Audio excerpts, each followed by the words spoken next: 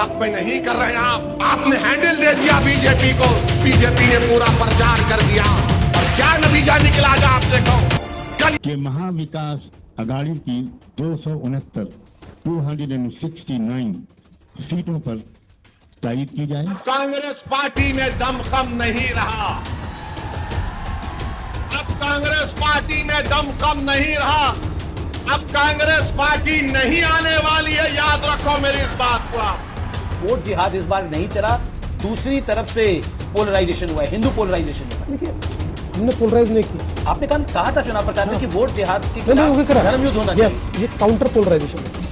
अगर कोई वोट जिहाद की बात नहीं करता तो धर्म युद्ध की बात नहीं। उन मुसलमानों को बता रहा हूँ जो थोड़ा भटक के कोई कहते हैं ना कि अपना लीडर पैदा करना चाहिए, तो पाकिस्तान जाए, वहां लीडर पैदा करें अपना। नहीं जाते क्या करता तू बोल, नहीं जाते क्या उखाड़ता बोल। वो कभी कभी भाजपा की भीति की जैसे बर्ताव करते हैं वो हमने पहले भी देखा है, और इस चुनाव में भी मुझे ज़्यादा बोलने के लिए आप इस पर ना लगे। उनकी मदद की, कैसे मदद की, तो सब कुछ जाएगा। मैं सेकुलर हो गया हूँ, कांग्रेस और शरद पवार जी के साथ, समाजवादी के साथ अलायंस किया था उन्होंने, उनको वो हार गए तो फिर किसानी बिल्ली कंपान हो जाए, फिर वो जाकर के वही बात कर रहे हैं जो पहले करते थे। मैं समझता हूँ कि फिर ये महाविकास अघाड़ी जो है वो चल नहीं पाएगी अगर ऐसा होगा।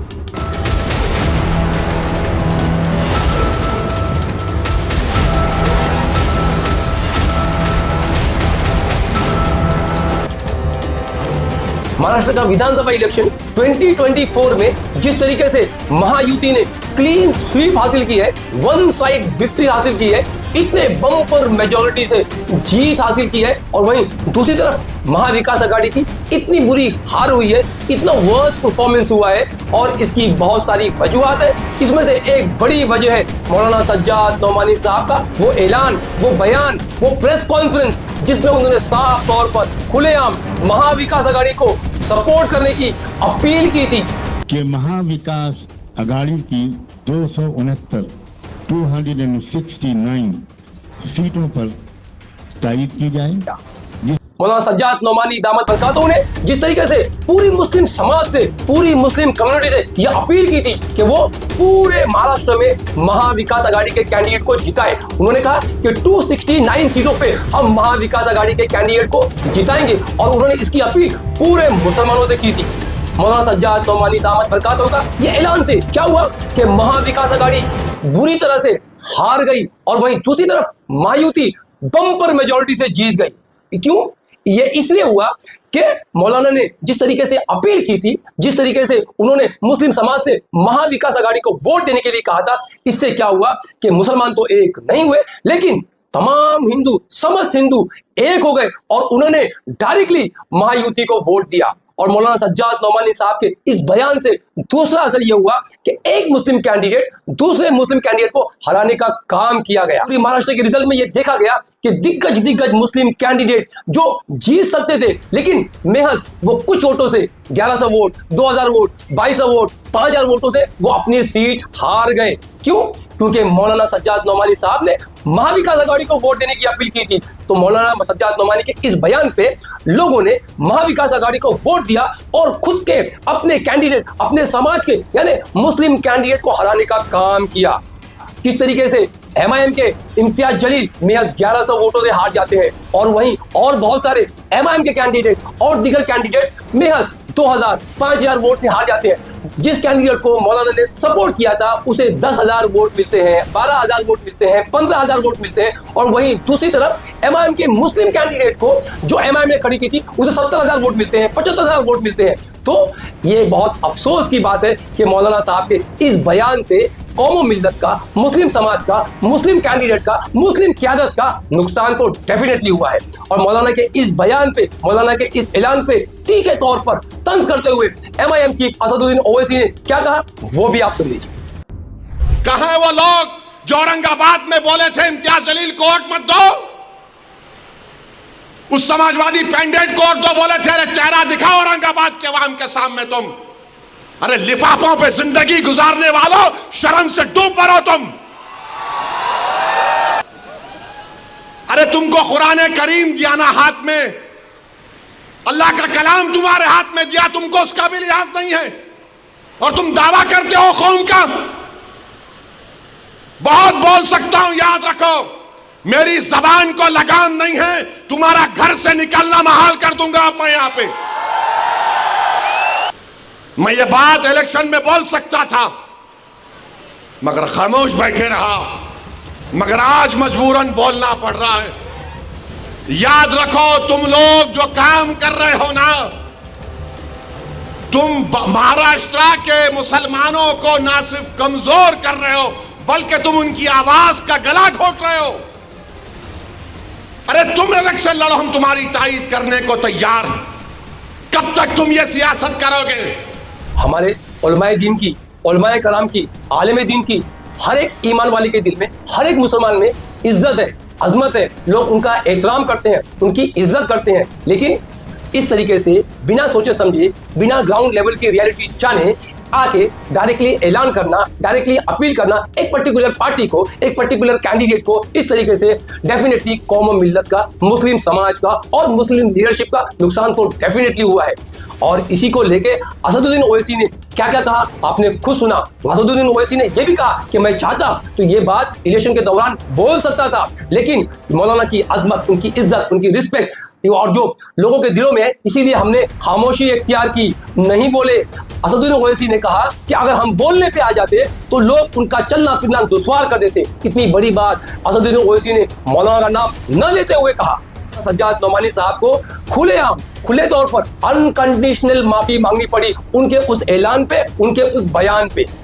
एक बार नहीं, मौलाना सज्जाद नोमानी ने दूसरी बार माफी मांगा और कहा कि मेरा मकसद ये नहीं था, हाँ अगर हमसे गलती हुई तो मैं माफी मांगता हूं। तो मौलाना सज्जाद नोमानी साहब को ये एहसास हुआ कि जो उन्होंने ऐलान किया था, जो उन्होंने अपील की थी मुस्लिम समाज से, वो उनका एक गलत मैसेज था और वो उनकी एक गलती थी जो उन्होंने एक्सेप्ट की। अर्ज करता हूँ कि सैकड़ों बार अल्हम्दुलिल्लाह मुझे इस तर्ज अमल को अपनाने की तौफीक होती रही और असदुद्दीन ओवैसी साहब के बारे में भी अल्हम्दुलिल्लाह मुझे इस मरतबा भी यही तौफीक मिली। और मैं अक्सर उनकी सलाहियतों को याद करके, तसव्वुर करके और अल्लाह से उनके लिए दुआ करता हूँ। मैं नहीं कहता कि उनको मेरी दुआओं की जरूरत है, मेरी क्या औकात है। उनके लिए दुआएं करना मेरा मामूल है। और अब जब अल्लाह ने यहाँ पहुँचाया तो अल्लाह का शुक्र है कि उम्र के दौरान और नमाजों के बाद कोशिश कर रहा हूँ कि उनके लिए दुआओं का एहतमाम और बढ़ जाए। वो बड़ी बासलाहियत। बहुत पहले मैंने मिल्लत टाइम्स के इंटरव्यू में उनके बारे में कहा था कि ये बात बिल्कुल सही नहीं है कि उनकी वजह से फिरकापरस्त ताकतें ताकतवर हो रही हैं। लेकिन ये भी मेरा ख्याल है कि काश उनका मिजाज मुशावरती होता। एक्सेप्ट की सज्जाद नोमानी इस तरीके का ऐलान, इस तरीके का बयान और इस तरीके की अपील न करते तो शायद मेरे हिसाब से 12 से 15 मुस्लिम कैंडिडेट अलग अलग पार्टियों से जीत के आते, जो आपकी बात, आपके मुद्दे, आपके मसले मसाइल हाउस में बोलने का और लोगों के सामने हाउस में रखने का काम करते। वो मुस्लिम समाज की आवाज बनते जो हाउस में बोलते। सज्जाद नोमानी साहब के इस बयान से क्या हुआ? मुस्लिम समाज, मुसलमान आपस में बढ़ गए। एक वो जिन्होंने महाविकास अघाड़ी को वोट दिया मौलाना सज्जाद नोमानी साहब के उस ऐलान के बाद, और दूसरे जो पार्टी के कैंडिडेट थे, जो पार्टी के कार्यकर्ता थे, जो अपने कैंडिडेट को जानते थे कि ये मजबूत कैंडिडेट है, ये अच्छा कैंडिडेट है, ये हमारी आवाज हाउस में उठाता है और उठाएगा, तो उन्होंने डायरेक्टली वो सोच के वोट दिया। और इसलिए कि मौलाना सज्जाद नोमानी साहब के इस बयान से क्या हुआ कि मुस्लिम समाज एक दूसरे के आमने सामने आ गया और एक दूसरे को हराने का काम किया। और अबू हासिम आजमी जो समाजवादी पार्टी महाराष्ट्र प्रदेश के अध्यक्ष है, उन्होंने क्या कहा कि जिसको मुस्लिम क़यादत चाहिए वो पाकिस्तान चले जाए। आप सुन लीजिए वीडियो। लेकिन उन मुसलमानों को बता रहा हूँ जो थोड़ा भटक के कुछ कहते हैं ना कि अपना लीडर पैदा करना चाहिए, तो पाकिस्तान जाए, वहाँ लीडर पैदा करें अपना। हिंदुस्तान में हिंदू मुस्लिम एकता चलेगी, यहाँ हमारा लीडर हिंदू ही रहता है।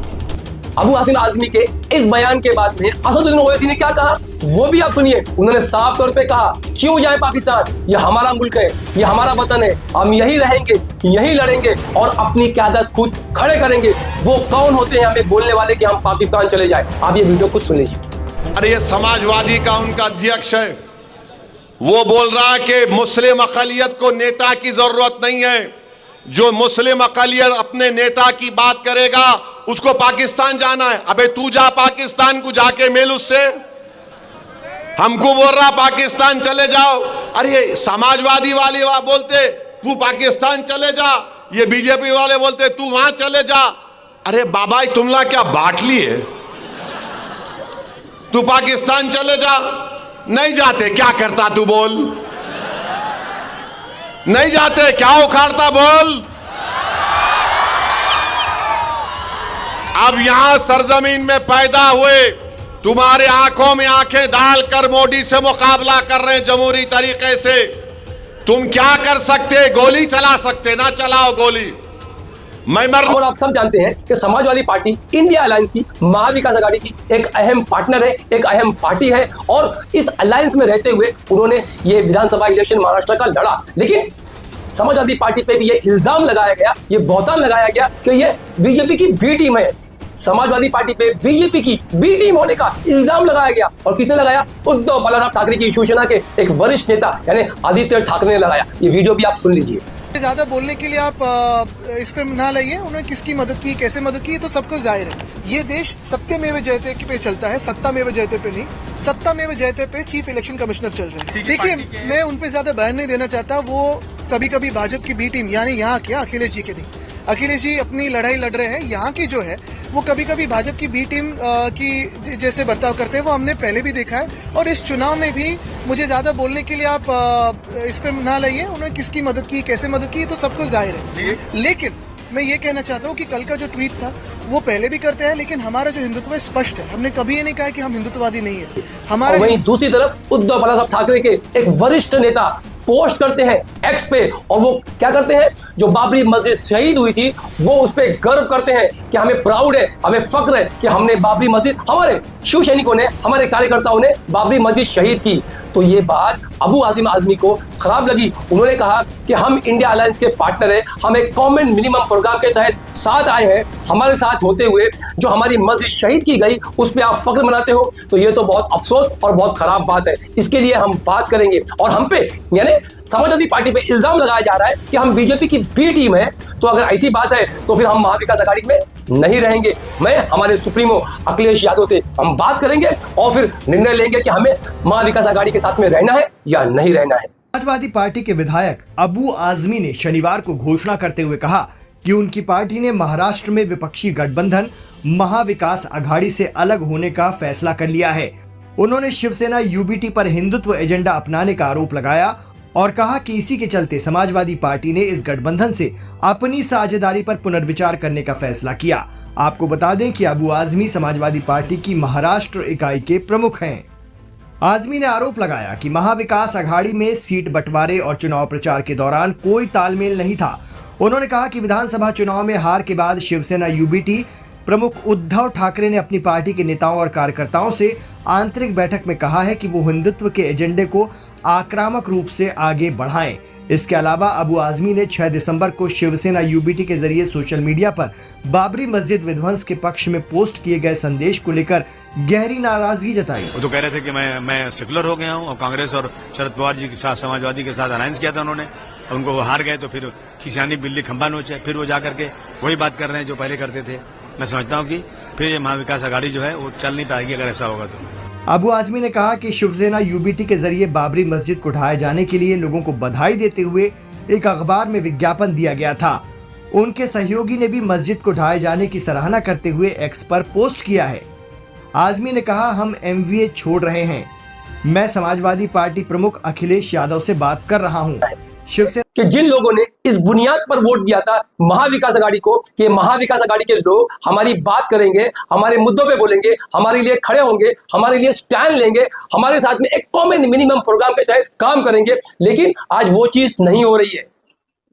तो यानी आपकी मस्जिद शहीद हो गई, उस पर वो फक्र मना रहे हैं। आपकी मस्जिद को तोड़ दिया गया, आपकी मस्जिद को ढा दिया गया, उस पर वो खुशी मना रहे हैं।